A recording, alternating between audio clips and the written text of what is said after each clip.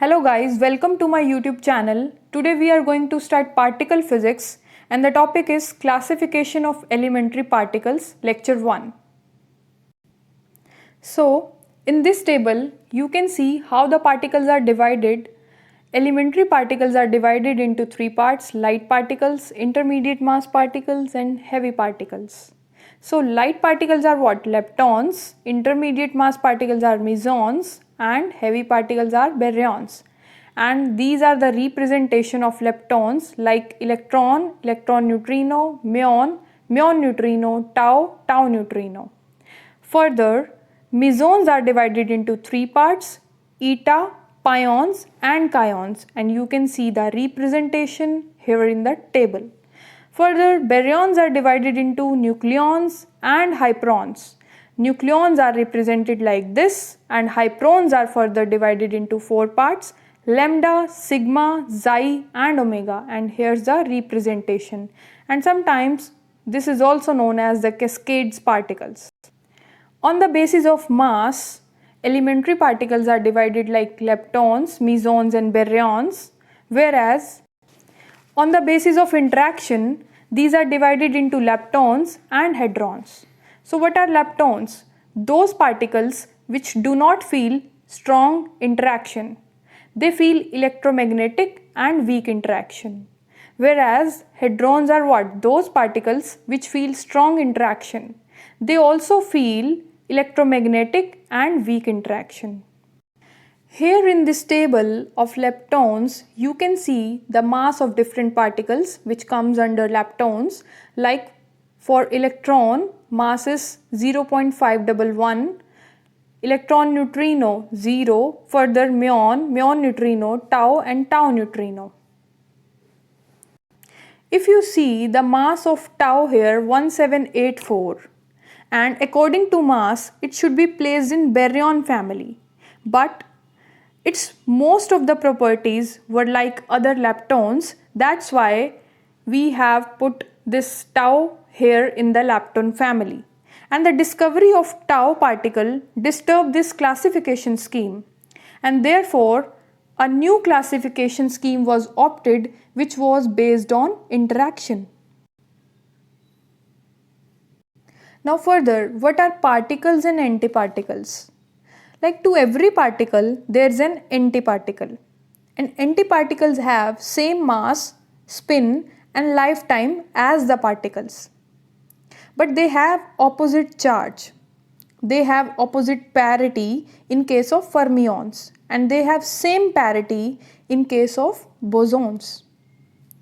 Antiparticles have opposite magnetic moment and helicity. And some particles are self-conjugate, that is, particles and antiparticles are same.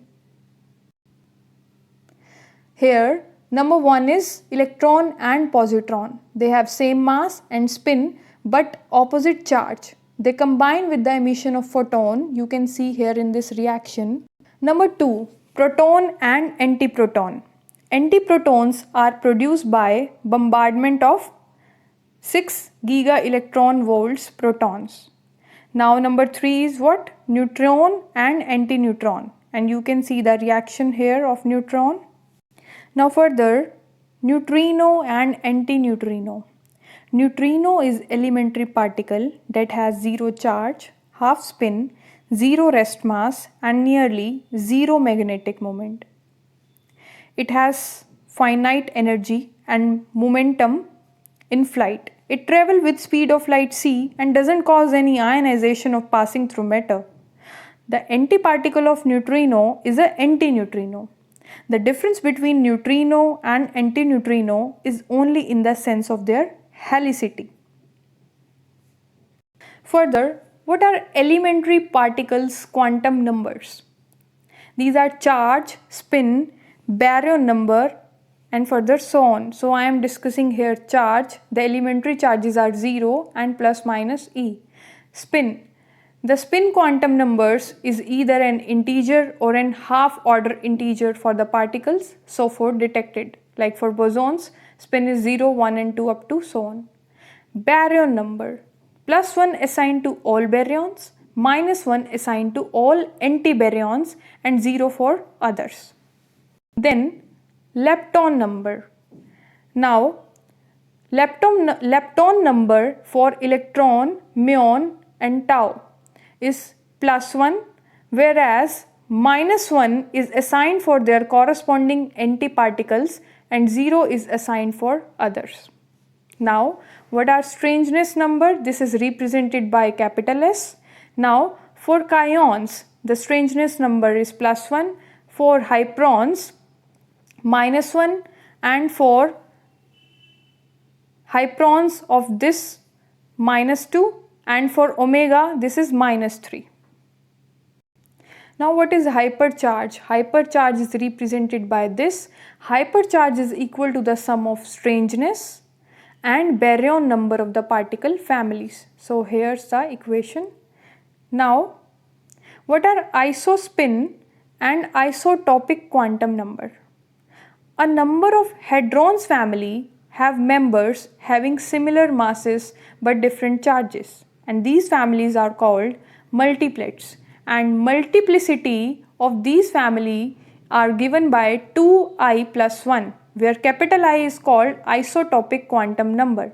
For example, if we talk about pions, now the multiplicity in this case is equals to 2i plus 1 equals to 3. So what we have done here, we have put the value of I here 1, because the value of I for pions is 1.